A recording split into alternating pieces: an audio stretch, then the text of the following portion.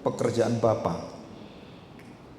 Firman yang kekal itu yang dilihat dan yang mampu untuk mengubahkan seluruh hati manusia, karena Kristus adalah saksi yang benar. Bukan orang yang bersaksi tentang Dia, bukan kami yang menyaksikan tentang kebenaran itu, yang seringkali kami juga bersaksi tetapi menyangkali. Kami seringkali memuji juga menghina Dia. Kami seringkali juga beriman tetapi penuh dengan hati yang penuh dengan ketakutan, kegelisahan dan kekhawatiran. Dan hanya ada satu saksi yang sungguh-sungguh sempurna, dan Tuhan Yesus tidak memerlukan kesaksian manusia, termasuk kesaksian dirinya sendiri, karena Bapalah yang bersaksi. Tuhan, kami belajar bagaimanakah kami menjadi saksi-Mu dan siapakah saksi yang sempurna yang benar, sehingga kami mengerti kalau kami bersaksi kami hanyalah lentera surgawi. Kami bukan cahaya dan kemuliaan yang terang sejati itu. Kami hanya menyinarkan melalui Kristus dalam diri kami. Terima kasih Bapa, kami serahkan hati kami belajar melihat Bapa yang baik dan yang hadir memenuhi dari seluruh hidup anak-Mu yang akan memenuhi kami semuanya di sini. Kami serahkan hati kami dan kami serahkan supaya digarap oleh Tuhan dari seluruh kehidupan kami menjadi serupa dengan Yesus Kristus, anak-Mu yang tunggal. Di dalam nama Tuhan Yesus kami serahkan doa kami. Amin. Ya, kita akan melihat ya. Saya akan share screen dulu. Hari ini judulnya adalah kesaksian di atas segala kesaksian. Ya, Yohanes pasal 5 ayat 19. Yohanes pasal 5 ayat 19.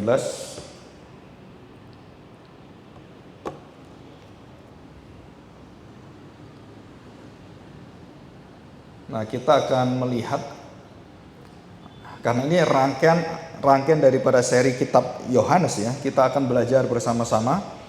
Yohanes pasal 5 ayat yang 19, kesaksian Yesus tentang dirinya. Kita akan melihat ada keunikan dari Injil Yohanes atau Rasul Yohanes adalah angka 7. Ya, angka 7 artinya ada 7 pengakuan Yesus yang sama persis dengan pengakuan Yahweh dalam Perjanjian Lama. Aku adalah aku. Ya. Dan itu sudah pernah dijelaskan. Nah, ada juga 7 perkataan salib Tuhan. Ya, kita masih ingat. Dan kita juga mempelajari juga tentang 7 tanda. Ya, kita sudah masuk tanda yang kedua tentang iman itu. Ya, mungkin minggu depan tanda yang ketiga. Yesus memberi makan 5.000 orang itu. Nah, sampai ke 7. Nah, hari ini kita belajar tentang kesaksian yang ada juga 7 kesaksian. 7 kesaksian. Tetapi kita nggak bahas satu persatu ya, karena itu biasanya masuk dalam pengajaran khusus yang 7 itu biasanya berkaitan dengan kitab Wahyu ya. Nah, apa saja yang ke-7 itu? Nah, saya akan membawa kita untuk melihat share screen ini ya. Nggak tahu ini bisa enggak ya? Belum ya?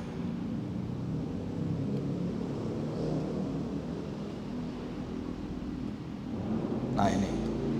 Nah, saya share screen dulu supaya yang di rumah bisa mengikutinya. Ya. Jadi kesaksian yang pertama adalah kesaksian dari Yohanes Pembaptis. Dan dia berkali-kali memberitahukan bahwa akan datang Mesias. Ya, kesaksian itu adalah Yohanes Pembaptis. Dalam khotbahnya, dalam penghakiman akan Allah yang dinyatakan oleh bukan khotbah ya, tetapi satu seruan yang luar biasa supaya bangsa Israel itu bertobat dengan sungguh-sungguh. Itu dalam Yohanes pasal 1 ayat 29 sampai 34 dan beberapa bagian yang lain dalam Matius, Markus dan Yohanes ya. Yang kedua adalah kesaksian Nathanael. yang kita jarang sekali mendengar cerita ini, ya, kesaksian Nathanael, ya, yang bertemu dengan beberapa orang, Andreas dan Petrus, yang memberitahukan pada dia ada Mesias, ya, dan dia mengatakan dia ingin dan dia kurang percaya. Ketemulah dengan Tuhan Yesus. Nathanael kemudian mengatakan, memang kamu adalah utusan dari Allah, utusan dari Yahweh. Ya. Yang ketiga adalah Petrus, kesaksian Petrus. Saya tidak bisa bahas satu-satu. Yang keempat, kesaksian dari Tuhan Yesus sendiri yang ada dalam Yohanes 10. Yang kelima, kesaksian keilahian Kristus, pekerjaan-pekerjaan yang dia lakukan semuanya. Dan itu ada kesaksian pekerjaan Bapa. Yang keenam, kesaksian Thomas, engkaulah Tuhan Allahku. Dan yang terakhir adalah kesaksian dari Rasul Yohanes sendiri. Ya, jadi ini ketujuh kesaksian. Dan setiap kesaksian itu memiliki dimensi iman yang berbeda-beda, ya. Dan berasal dari apa? Kesaksian yang berasal dari melihat dan apa yang dilakukan oleh Tuhan Yesus, pekerjaannya dan pengajarannya, mereka kemudian menjadi saksi Tuhan. Dan Yohanes Pembaptis, Nathanael, Petrus, dan Yohanes sendiri. Terus yang terakhir adalah Thomas. Ya, kita harus tahu ini. Nah, kita akan membahas ini bersama-sama, ya. Kita akan baca ayat 19, Yohanes pasal 5 ayat ke-19. Kesaksian Yesus tentang dirinya. Maka Yesus menjawab mereka, katanya, aku berkata kepadamu, sesungguhnya, sekali lagi kalau ada kata sesungguhnya itu artinya amin, amin. Itu betul-betul sebenarnya. Bukan hanya kenyataan, kebenarannya. Anak tidak dapat mengerjakan sesuatu dari dirinya sendiri, jikalau tidak ada satu syarat. Jikalau tidak, ia melihat Bapa yang mengerjakannya. Jadi dia bisa mengerjakan pekerjaan-pekerjaan ilahi Allah itu bukan dari dirinya sendiri, tapi ada yang memberikan kesaksiannya, memberikan pekerjaan itu, tugasnya. Jikalau ia tidak melihat Bapa mengerjakannya, sebab apa yang dikerjakan Bapa itu juga dikerjakan anak. Apa yang diperbuat Bapa dilakukan oleh Bapa, dilakukan oleh anak. Jadi anak itu tidak berdiri sendiri.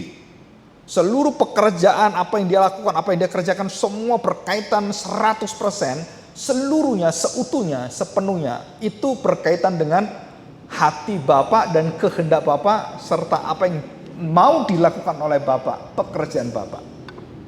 Dan dia tidak pernah keluar dari jalur sedikit pun. Nggak pernah keluar. Ya, termasuk satu kalimat yang sangat dilematis. Tuhan mengatakan seperti ini. Apa kalimat itu? Bapa yang tahu, anak tidak tahu. Artinya apa? Jadi anak itu menyerahkan semuanya, apa yang diperintah Bapa, ya dia lakukan. Yang diberitahukan Bapa, dia beritahukan. Yang tidak diberitahukan Bapa, ya saya nggak beritahu. Itu menunjukkan apa? Satu kesatuan hati di dalam ketundukan, ketaatan, dan kepatuhan. Saudara, tidak ada satu manusia yang sepatuh anak manusia, anak Allah Maha Tinggi, kecuali Tuhan Yesus sendiri. Ya, perhatikan.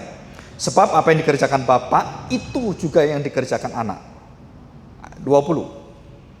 Sebab Bapa mengasihi anak, ia menunjukkan kepadanya segala sesuatu yang dikerjakannya sendiri. Bahkan ia menunjukkan kepadanya pekerjaan-pekerjaan yang lebih besar lagi daripada pekerjaan-pekerjaan itu. Sehingga kamu menjadi heran. Jadi Tuhan Yesus sedang memamerkan tanda-tanda ajaib dan mujizat-mujizat itu. Dia mengatakan, bukan hanya ini saja. Kamu kalau melihat ini saja, kamu keliru. Jauh lebih besar dari ini. Apa? Hidup kekal. Bukan cuma kamu disembuhkan, bukan kamu cuma diberkati. Bukan itu. Tapi ada yang lebih besar dari itu. Apa yang paling besar dari pekerjaan Bapa kepada Kristus? Mati di kayu salib, bukan mujizat yang dia lakukan. Saudara tahu ini penting sekali. Tapi iblis membawa semua pengajaran Injil-Injil yang palsu itu menekankan kepada hal-hal yang bersifat berkaitan dengan manusia, bukan berkaitan dengan kehendak Bapa. Dan Tuhan mengatakan bahwa nanti di akhir zaman banyak orang-orang yang kecewa dengan aku. Kamu semua akan meninggalkan aku, dan kamu semua akan lari terpirit-pirit, dan kamu semua akan menyangkali aku. Kenapa? Karena kamu melihat bukan pekerjaan yang terbesar itu, tapi kamu melihat pekerjaan yang berkaitan dengan segala sakit, penyakit, dan semuanya. Saudara, Tuhan datang bukan untuk mengadakan mujizat. Selesai. Dia mengadakan mujizat, menyatakan dirinya adalah ilahi. Ngerti maksudnya? Kitab Yohanes itu menyatakan bahwa Yesus anak Allah Maha Tinggi. Dia adalah Allah sendiri, Yahweh sendiri. Itu intinya seperti itu. Jadi semua kejadian dan mujizat-mujizat itu menyatakan dia adalah ilahi. Dan kamu harus mengakui. Nah, kalau kamu mengakuinya dengan 7 kesaksian, 7 perkataan, dan 7 tanda-tanda ajaib itu, maka setiap orang yang melihat dan mendengar, mempelajari firman Tuhan Injil, tidak mungkin, saudara, kalau dengan pikiran yang waras secara surgawi, nggak percaya. Tapi karena kamu nggak waras, saudara, kita mati pikiran kita karena dosa, kita tidak bisa menerima keselamatan itu anugerah. Kita tidak waras rohani, tidak waras surgawi. Kita menolak, kok enak, kok gampang menjadi orang Kristen. Gak ada tindakan, gak ada kelakuan, gak ada diselamatkan karena anugerah. Mana ada seperti itu. Hanya karena Yesus sendiri. Oh, saya juga berkenan, saya juga bisa melakukan itu. Saya juga bisa membeli kebaikan-kebaikan, dan Tuhan akan melihat saya. Baik nggak saya? Nah, saudara, itu adalah jelas. Itu menyatakan bahwa itu bukan Injil. Itu Injil palsu. Ya. Nah, kita akan melihat ini. Nah, saudara, dari perkataan Tuhan Yesus kita tahu bahwa jelas sekali dikatakan anak itu tidak mengerjakan pekerjaan dari dirinya sendiri, tapi dia mengerjakan apa yang dikerjakan dan diperintahkan, diutus oleh Bapa. Nah, saudara perhatikan baik-baik. Jadi kesaksian Tuhan Yesus, tidak pernah Tuhan Yesus menyaksikan tentang dirinya. Dia tidak ada satu kalimat pamer sekalipun, nggak ada, saudara. Dan berapa banyak hamba-hamba Tuhan, berapa banyak orang yang mempunyai kuasa luar biasa, itu seringkali tidak sadar pamer akan kuasanya dia. Tuhan Yesus sama sekali nggak pernah pamer. Dengan kalimat, nih aku ini, lihat saya ya, saya ini Allah loh. Kamu nggak menghormati saya.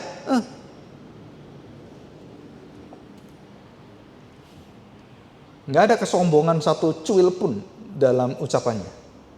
Tapi sungguh kalimat-kalimat Tuhan Yesus adalah kalimat yang penuh dengan rendah hati. Diolok, dihina. Dan Tuhan katakan kepada orang-orang yang menolak dia, Nazaret, Kapernaum, di kampungnya di Bethlehem, semua menolak dia.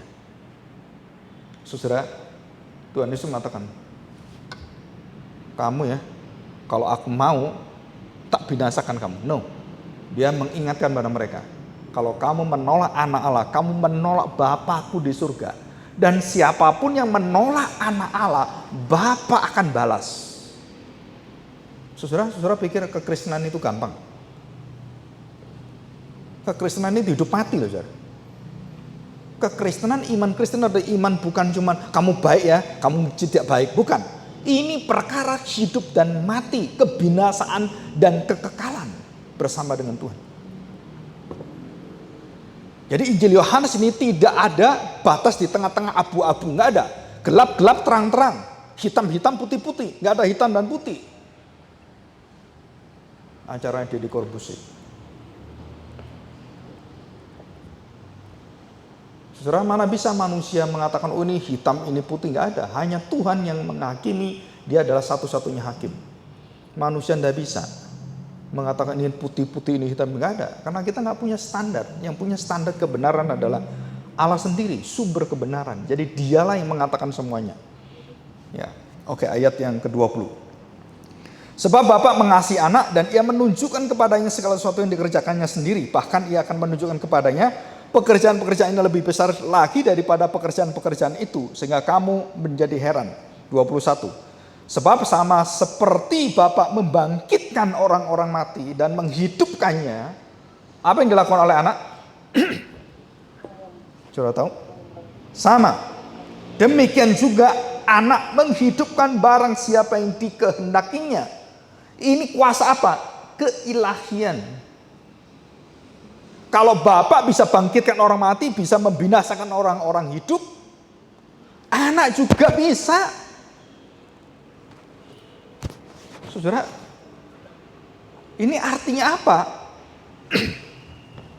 Jadi kalau saya bisa menghidupkan orang mati, saya bisa menghentikan angin dan semua badai itu, dan saya bisa mencelikkan orang buta yang sejak lahir buta.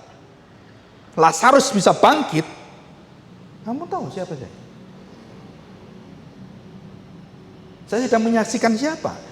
Kealahan, keilahian. Dan kalau saya bisa melakukan ini, itu bukan dari saya. Itu adalah dari Bapa dan kuasa dari Bapa. Saudara, perhatikan baik-baik. Jadi Bapa dan Anak itu ilahi yang sama, kealahan yang sama, sumber Allah yang sama. Ada orang tanya pada saya, Pak, ada teman saya tanya, apa pertanyaannya? Yesus bukan Allah. Kalau Allah, buktikan dia pernah ngomong Allah bukan? Saya beritahu kamu. Ya, saya beritahu kamu. Perlukah Allah mengaku dirinya Allah? Saya tanya, perlukah Allah mengaku dirinya Allah? Saudara, Tuhan Yesus perlu nggak mengaku dirinya? Aku adalah Allah, akulah Yahweh. Enggak. Yang mengaku dia siapa? Seluruh manusia mengakui. Dan bahkan di akhir zaman setiap lidah akan mengakui Yesus adalah Allah.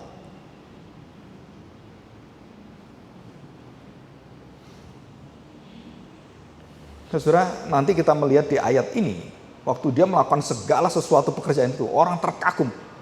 Kamu kok menyamakan dirimu dengan Allah? Coba kita lihat ayat yang ke-18. Perhatikan ayat 18. Ya. Itu di atasnya tentang apa? Penyembuhan di kolam Bethesda. Ayat 18. Ya, saya bacakan. Sebab itu orang-orang Yahudi lebih berusaha lagi untuk membunuhnya. Mereka sudah lihat kuasa itu di depan. Percaya nggak? Enggak. Mereka ingin membunuh Tuhan Yesus. Bukan saja karena ia meniadakan hari Sabat. Bukan hanya itu. Karena dia menyembuhkan pada hari Sabat. Tetapi juga karena ia, perhatikan, mengatakan. Jadi Yesus mengatakan, bukan orang lain. Bahwa Allah adalah Bapanya sendiri. Dengan demikian, perhatikan, dan dengan demikian menyamakan dirinya dengan siapa? Dengan Allah. Yesus Allah bukan? Orang-orang Yahudi, orang Farisi, ahli Taurat tua-tua tahu betul begitu dia mengatakan Bapa dan aku adalah satu. Kurang ajar kamu. Siapa kamu? Aku mengampuni kamu. Siapa kamu? Pekerjaan Bapa dilakukan dia semua, mengampuni orang, mengasihi, terus kemudian dia mengubahkan. Ini pekerjaan Allah. Jadi kamu sekarang menyamakan dirimu dengan Allah. Ada nggak orang bisa melakukan pekerjaan yang bukan Allah? Coba saya ingin tanya. Allah mengerjakan pekerjaan yang kuasa luar biasa, menciptakan langit dan bumi gitu. Ada nggak orang bisa melakukan itu?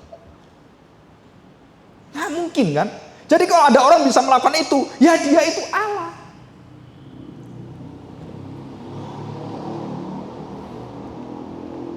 Saudara, semua kesaksian manusia itu berujung kepada kegagalan. Petrus bersaksi tentang Yesus anak Allah. Thomas bersaksi Tuhan Allahku. Yohanes Baptis bersaksi, semua itu mengalami kegagalan semua. Yohanes Baptis gagal waktu dia menanyakan kepada murid-muridnya. Tanyakan kepada Yesus, adikku itu. Kan adiknya adiknya Yohanes itu. Yohanes Baptis Tuhan Yesus. Ponakan itu. Kamu itu Mesias atau bukan? Kamu Mesias atau bukan? Bayangkan saudara, dia mengaku inilah anak domba Allah, ada Roh Kudus turun seperti burung merpati, kan dia lihat sendiri itu. Masih ragu-ragu saudara. Bayangkan saudara. Perlukah Tuhan kesaksian dari manusia?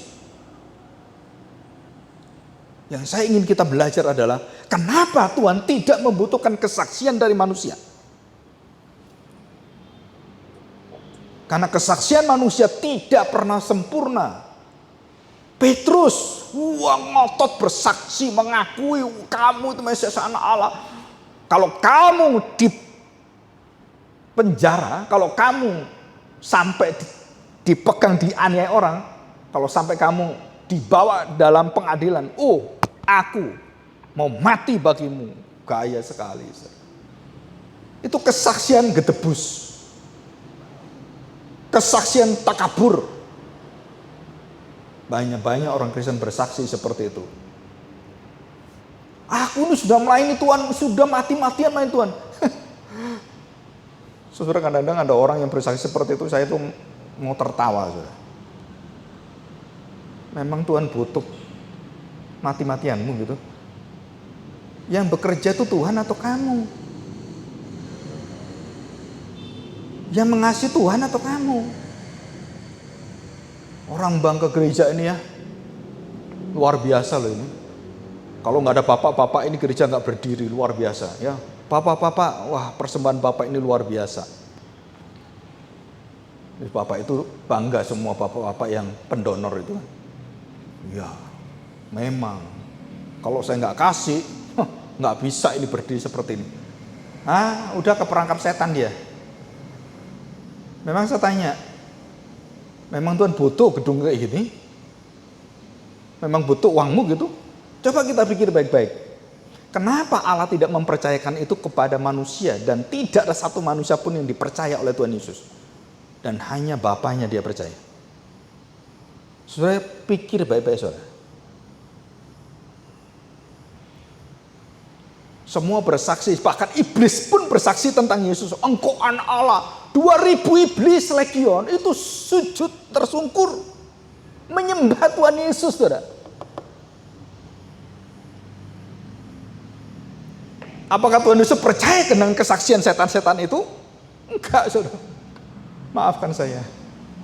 Kesaksian benar-benar. Petrus benar bersaksi benar, Thomas benar-benar, tapi benarnya kesaksianmu tidak membenarkan engkau bahwa engkau adalah saksi yang paling benar dan kamu sendiri adalah saksi yang benar. No. Nah, saudara, saya ingin kita belajar kenapa hanya Bapak yang harus menjadi saksi Kristus. Karena Bapaklah yang mengutus dia. Karena Bapaklah yang menghendakinya. Karena Bapaklah yang memulainya. Jadi kalau saya sekarang diutus, berarti siapa yang akan memberitahu saya? Pak Agung saya utus ya, gitu. Kemana? Ya, ini presiden kita ngutus saya. Bapak menjadi duta besar untuk Korea Selatan. Wah, mantap ya. Pak Agung jadi duta besar Korea Selatan. Mungkin ini bukan buatan ya. Dan kemudian saya di Korea Selatan di sana.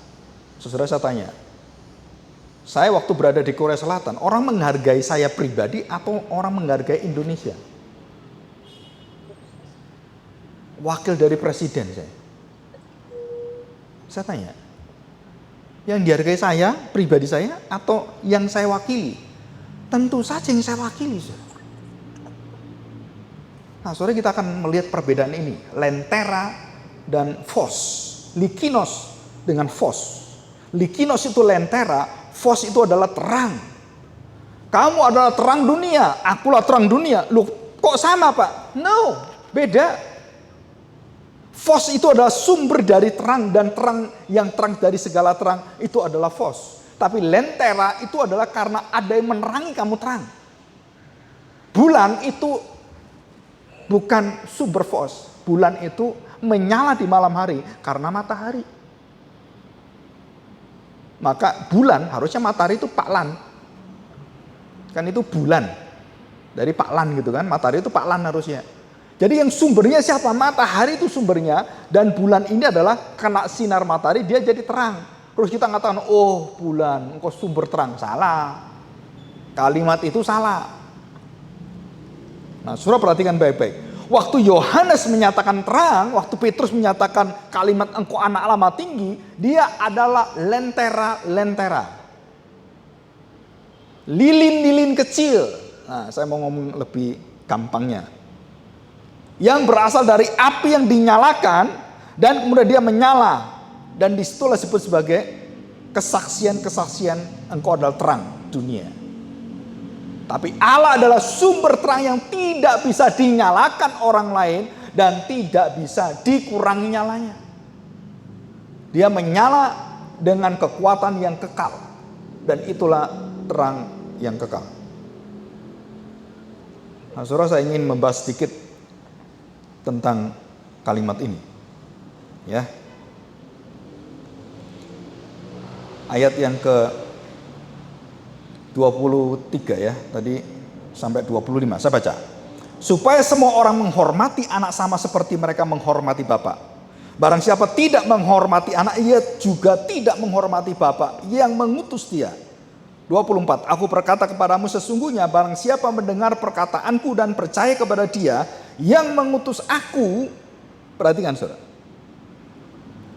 Orang Yahudi tua-tua, ahli Taurat, orang Farisi semua tidak percaya. Kamu binasa semua.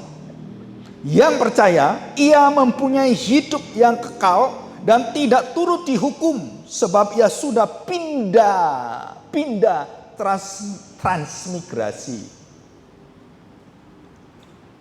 Pindah dari mana? Dari dalam alam maut ke dalam alam hidup yang kekal.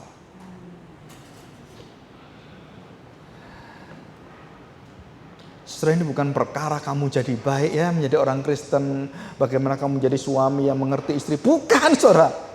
Gereja Tuhan bukan memberitakan tentang itu, saudara. Gereja Tuhan memberitakan tentang kebinasaan dan hidup yang kekal. Tapi berita gereja sekarang menjadi dipelintir, menjadi moralitas. Bahkan sampai di sekolah-sekolah. Pelajaran agama itu tidak pernah menjelaskan siapa Yesus. Tidak pernah menjelaskan seutuhnya siapakah Yesus. Dari sejak SD sampai kepada SMA, saudara, banyak orang tidak tahu siapa Yesus. Mereka lebih tahu Samson, lebih ingat Yunus dengan ikannya, tapi mereka tidak tahu siapa Yesus. Ayat yang 25.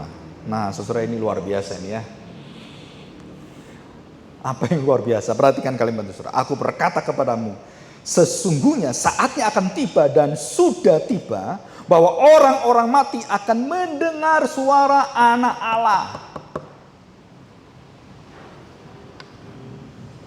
Ini orang mati apa, Pak? Orang mati mati yang dikubur, yang dibakar yang semua. Orang yang mati bukan mati binasa, bukan. Orang yang mati secara fisikal akan mendengar suara Anak Allah, dan mereka mendengarnya akan hidup. Kenapa mereka hidup waktu mendengar? Karena mereka percaya Yesus adalah utusan Bapa.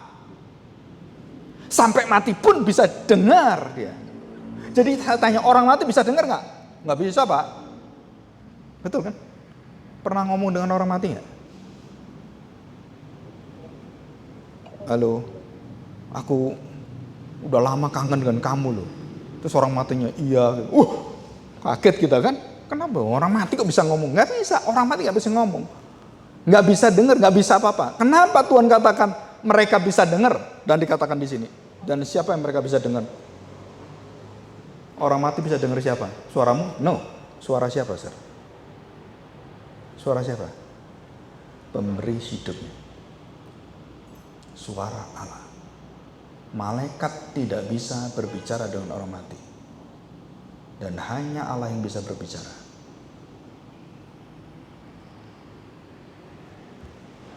Saudara, semua yang berkaitan dengan orang mati yang datang semuanya, saudara, itu adalah setan-setan semua. Dan itu berbeda, alamnya berbeda.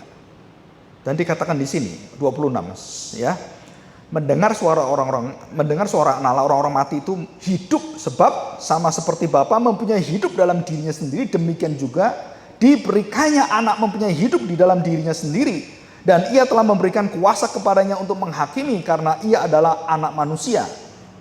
Janganlah kamu heran, janganlah kamu heran akan hal itu, sebab saatnya akan tiba bahwa kamu orang yang di dalam kuburan, jadi mayat itu, yang mungkin mayat sudah nggak ada, sudah hancur, akan mendengar suaranya. Saudara, menurut Alkitab, roh orang meninggal, orang percaya, semua orang itu yang percaya bersama dengan Tuhan. Yang tidak percaya ditaruh di satu tempat, kita nggak tahu di mana. Dan untuk dihakimi akhir zaman. Dan tidak ada kesempatan lagi. Nah, saudara perhatikan bahwa semua orang yang di dalam kuburan akan mendengar suaranya. Jadi roh-roh orang itu semua bersama dengan Tuhan. Dan apa yang terjadi? Seperti Lazarus. Lazarus, bangkitlah engkau. Saudara, Tuhan memerintahkan semua yang di dalam kubur, tubuh-tubuh yang sudah hancur, nggak tahu bagaimana itu, dipanggil oleh Tuhan, balik lagi semua. Dengan tubuh yang baru. Tubuh yang hidup, yang kekal. Dan roh orang-orang percaya bersama dengan Tuhan itu akan bangkit dari tubuh yang mati tadi, yang hancur, yang dibakar, yang di laut, yang pokoknya nggak tahu, yang kena bom juga ada kan orang Kristen yang mati nggak tahu diapain, dengan cara mati bagaimana. Dengan kuasa Allah, dengan kuasa keajaibannya, orang-orang itu semua mendengar suaranya dan diminta untuk bangkit semua. Saudara, ada satu yang luar biasa di Megiddo, di bukit di mana Yesus itu mati dan gempa bumi, itu ada bukit yang runtuh dan kuburan itu terbuka semua. Dan itu ada di Israel sampai sekarang. Jadi waktu Tuhan Yesus mati, terjadi gempa bumi, itu betul-betul gempa bumi yang memisahkan. Dan sampai sekarang ada, kuburan itu terbuka semua, terbelah dan bolong semua. Dan orang-orang mati dikumpulkan Tuhan. Saudara, ini dunia yang penuh dengan misteri. Tetapi saya ingin tahu. Saudara tahu? Jadi Kristus adalah terang. Dan waktu hidup itu adalah terang, maka kehidupan kekal itu adalah cahaya yang tidak pernah bisa berhenti. Nah, saudara perhatikan. Jadi waktu roh-roh manusia yang percaya pada Kristus bersama dengan Tuhan kembali kepada roh bersama dengan Tuhan, cahaya yang sempurna, cahaya yang paling utama.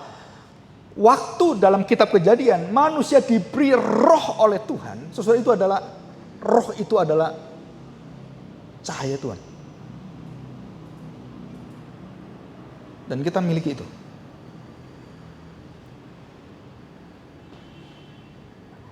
Dan cahaya dari Tuhan itu, yang berasal kekal dari Tuhan itu diambil, dikembalikan kepada dia dan berkumpul dengan dia. Dan tubuh itu bersama dengan tubuh Kristus yang dimuliakan dalam tubuh kebangkitan yang bercahaya luar biasa itu, yang dilihat oleh wanita-wanita, yang dilihat oleh Petrus dan Yakobus waktu Elia dan Musa datang dengan tubuh kemuliaan lebih terang dari matahari itu. Itu namanya fos yang kekal menyertai kita.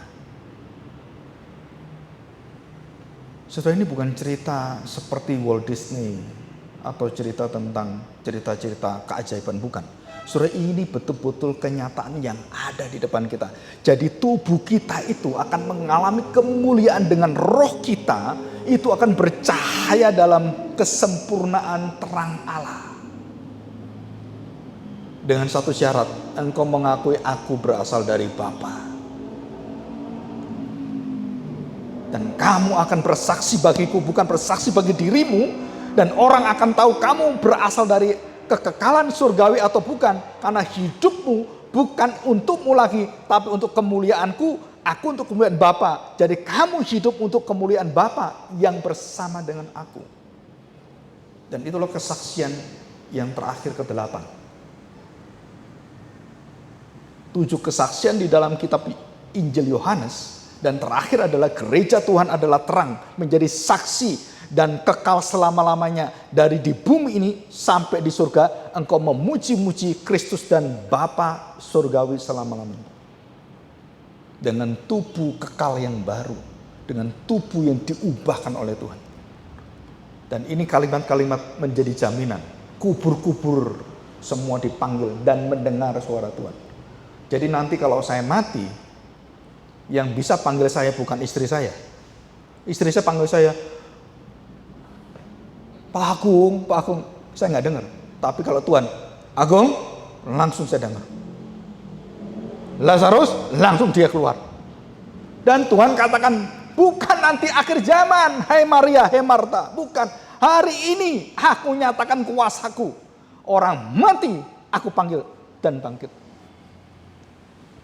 Luar biasa. Dan itu hanya di dalam Injil Yohanes, cerita Lazarus. Saudara, jika kita tidak memiliki iman Kristen, saudara tidak pernah memiliki jaminan hidup ini. Dan tidak ada di tempat yang lain. Ya. Oke. Nah, saudara perhatikan, apa kegagalan dari bangsa Israel? Menolak Kristus dan memusuhi dan bahkan membunuh karena dia dinyatakan kamu menyamakan dirimu dengan Allah. Nah memang kamu Yesus sendiri Allah, kenapa saya nggak boleh mengakui? Lihat pekerjaan saya ini loh, ada nggak manusia bisa lakukan seperti saya? Saudara, perhatikan. Nikodemus datang dan mengatakan, engkau adalah utusan dari Allah. Kami tahu kalau nggak diutus dari Allah nggak bisa lakukan itu. Dia stop di situ. Tetapi Yesus mengatakan, kamu akan melihat pekerjaanku yang lebih besar. Dan kamu harus dilahirbarukan. Saudara, jangan menjadi pengagum-pengagum Kristus. Tetapi jadilah pemilik-pemilik Kristus. Banyak orang kagum dengan Tuhan. Wah, luar biasa Tuhan Yesus. Wah, luar biasa. Begitu menjadi miliki Kristus, menjadi saksinya, hidup di dalam penderitaan, kesusahan, penyangkalan diri. Nggak mau semua. Apakah kamu miliki aku? Enggak. Kamu pengagum, kamu penonton bersorak-sorak. Oh Tuhan, oh bagus, oh luar biasa Tuhan. Begitu kamu harus jalanin. Kamu harus berjalan via dolorosa. Nggak mau. Jadi Kristen kayak gini, nggak mau cari agama lain ah. Saudara, banyak orang Kristen menjadi penonton, pengagum, penggembira. Tetapi menjadi murid, menjadi milik Kristus. Mengalami aku di dalam engkau, engkau di dalam aku. Hanya orang-orang yang mengakui aku diutus oleh Bapa dan hidup kekal ada dalam dirimu. Dan semua orang yang mengatakan berteriak-teriak pada Tuhan, Tuhan aku ini pekerjaanku luar biasa, nubuatanku itu luar biasa, dan semua dipamerkan. Tuhan katakan, nggak tahu saya, siapa kamu? Tetapi orang-orang yang bertemu dengan Tuhan adalah orang yang memukul dadanya dan mengatakan, Tuhan, apa yang bisa aku lakukan untuk engkau? Nggak ada Tuhan. Semua engkau lakukan bagi saya. Dan itu loh orang-orang yang masuk kerajaan Allah. Yang tidak pernah menghitung jasanya dan kekuatannya, pemberiannya kepada gereja, kepada pekerjaan Tuhan, kepada siapapun. Mereka tidak pernah mengatakan bahwa itu milik dia dan itu bukan milik Tuhan. Dan dia berpikir dengan apa yang dia lakukan, orang melihat dia. No, itu semua dibuang Tuhan semua. Semua kosong. Saudara, mengerikan sekali.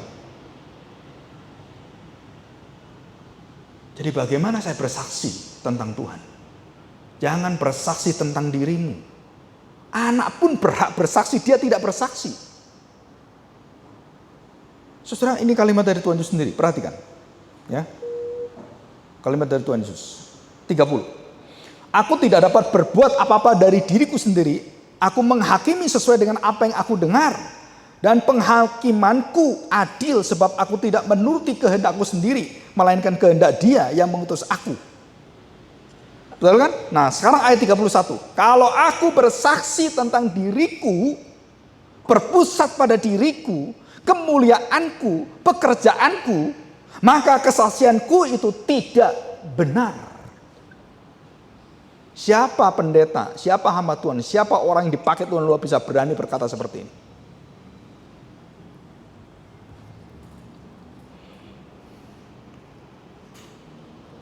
Saudara, Francis Schaeffer waktu bertobat, Agustinus waktu bertobat, dan bapak-bapak gereja waktu bertobat. Saudara, seluruh bangunan masa lalunya dia yang sangat dibanggakan, kepandaian, kepintaran, kekayaan, kehormatan, sampah semua. Dan Paulus mengatakan demikian, saudara. Sampah semua. Dan apa yang menjadi kemuliaan? Hanya nama Yesus. Dan orang-orang seperti ini, orang sudah memiliki jaminan, kekuatan, kesaksian yang jelas sekali. Bukan pada dirinya. Berkali-kali Paulus mengatakan, apa kamu anggap saya bisa menebus kamu? Apakah darahku bisa menebus kamu? Apakah pelayanku bisa mengubahkan hidupmu? No. Paulus mengatakan itu berkali-kali. Jangan ada orang memegahkan diri dalam hal apapun. Saudara, kalau aku bersaksi tentang diriku sendiri, maka kesaksianku itu tidak benar. Ada yang lain yang bersaksi tentang aku, dan aku tahu bahwa kesaksian diberikannya tentang aku adalah benar. Dan siapakah dia? Bapa surgawi. Saudara, inilah satu kalimat yang terakhir, 35 kita bahas. Ya, saya bacakan 34. Tetapi aku tidak memerlukan kesaksian dari manusia, namun aku mengatakan hal ini supaya kamu diselamatkan. Ingat, dan hanya ada satu saksi, Kristus Bapanya, dan bukan yang lain. Termasuk bukan Yohanes, bukan siapapun. Yang sempurna, yang benar. Tetapi perhatikan ya, ayat 35. Ia adalah pelita yang menyala dan yang bercahaya, dan kamu hanya mau menikmati seketika saja cahayanya itu.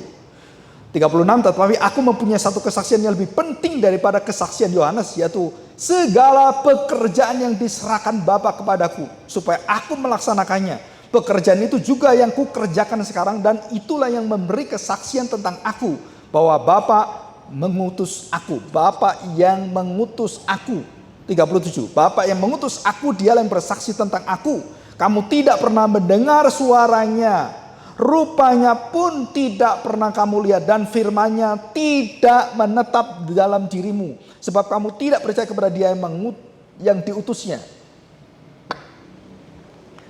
Jadi kenapa kamu ditolak oleh Tuhan? Karena, saudara perhatikan, firman tidak menetap di dalam kamu, dan kamu tidak percaya kepada Yesus yang diutusnya. Dan kamu tidak mendengar suaranya, kamu tidak melihat rupanya, dan kamu tidak pernah dikenalnya. Saudara, ini satu urutan tentang kebutaan rohani manusia. Jadi saya percaya, saudara, kesaksian tentang Kristus, dia tidak membutuhkan kesaksian siapapun, dan waktu dia berada di kayu salib tidak membutuhkan kesaksian siapapun. Kenapa? Karena tidak ada satu orang, no one testify Christ is God, waktu dia disalib. Dan tidak satu manusia yang bisa berkata, mampu berkata melihat Yesus disalib, engkau adalah Allah yang hidup. Tidak ada. Yang mampu berkatalah memang dia tidak bersalah. Berhenti di situ.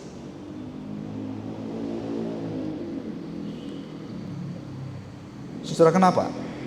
Karena hanya Bapa yang memberitahukan, engkaulah anakku yang kukasihi, kepadanya aku berkenan. Jadi puncak dari kenan Allah itu apa, saudara? Puncak dari kesaksian itu apa? Kesaksian Kristen puncaknya itu apa? Apakah dengan kuasa mujizat kita terangnya luar biasa, dengan kekayaan kita kemudian kita bisa bersaksi bagi Tuhan? Omong kosong semuanya. Saudara tahu, waktu kamu kehilangan harga dirimu, penyangkalan dirimu, dan semua kehormatanmu, dan kamu melihat Kristus di kayu salib, dan kamu lakukan yang sama, kesaksianmu itu cahayanya menyilaukan iblis dan setan-setan semua. Bukan tingkah lakumu, bukan kerajinanmu ke gereja, tapi langkah Kristus yang kamu jalani bersama dengan Dia, dengan segala tetesan air mata, dengan segala pergumulan, dan seperti Kristus naik ke kayu salib dan engkau sadar, inilah jalan kita semua. Dan disitulah engkau menjadi saksi terang yang bercahaya lebih daripada cahaya kegelapan yang ada. Dan orang-orang Kristen seperti ini dikagumi dunia. Dan orang-orang Kristen yang seperti murid-murid Tuhan itu dihina dunia. Yang hanya menjadi Kristen karena kekayaan, karena kehormatan, karena keenakan semua, itu disepelekan oleh dunia. Apa bedanya kamu dengan saya? Orang Kristen yang poligami, apa bedanya kamu dengan saya? Di mana kesaksian itu? Nggak ada. Saudara tahu, garam itu sudah tawar. Dan itulah gereja sekarang. Karena rasa asin itu adalah, saudara tahu, via dolorosa. Dan itulah rasa asin kita. Pengampunan yang diberikan Tuhan, yang tak terbatas. Kesabaran Tuhan, kekudusan Tuhan. Itulah via dolorosa yang tak terbatas. Jika engkau menjalankan itu, maka bercahayalah dalam dirimu. Hati yang gelap, hati yang di dalam dosa-dosa itu akhirnya melihat, iya, kamu benar. Karena Kristus ada di dalam diri kamu. Karena cahaya firman Tuhan ada dalam hidupmu.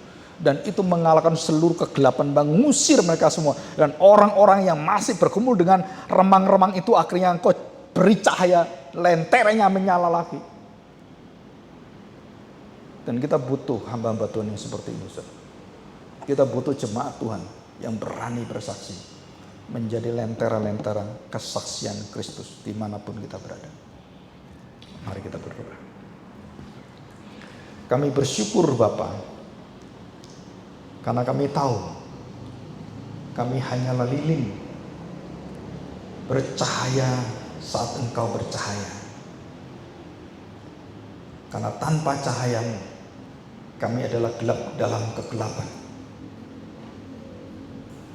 Kami percaya bahwa apa yang dilakukan oleh Tuhan Yesus Kristus memberitahukan kepada kami, Dia tidak mempercayakan kepada manusia siapapun, bahkan termasuk Yohanes Pembaptis, Petrus yang Dia kasihi, dan semua rasul. Tuhan, kenapa Engkau mengatakan ini? Karena memang manusia tidak mungkin menjadi saksi yang benar. Karena yang mengutus Engkau bukan manusia. Karena alasan Engkau datang ke dunia bukan karena dosa manusia, tapi karena belas kasihan Bapa. Karena keadilan Tuhan yang harus dinyatakan pada manusia. Dan di sanalah kami melihat hanya satu saksi yang benar, yaitu Bapa surgawi yang kekal. Demikian juga kami Tuhan. Kami harus belajar, kami tidak bersandar pada manusia siapapun. Kami harus bersandar kepada Engkau Tuhan Yesus. Kami sungguh-sungguh melihat, karena tanpa hadirat-Mu kami tidak mungkin menjalani hidup kami. Dan kami tersesat dalam kegelapan yang paling gelap. Dan dalam alam kengerian kebinasaan yang tidak pernah kami pikirkan betapa mengerikannya itu. Tetapi hari ini Tuhan, kami percaya Engkau adalah utusan Bapa, dan Engkau adalah sama dengan Bapa, Allah yang Maha Kudus, yang hidup dengan pekerjaan-pekerjaan-Mu yang ajaib itu.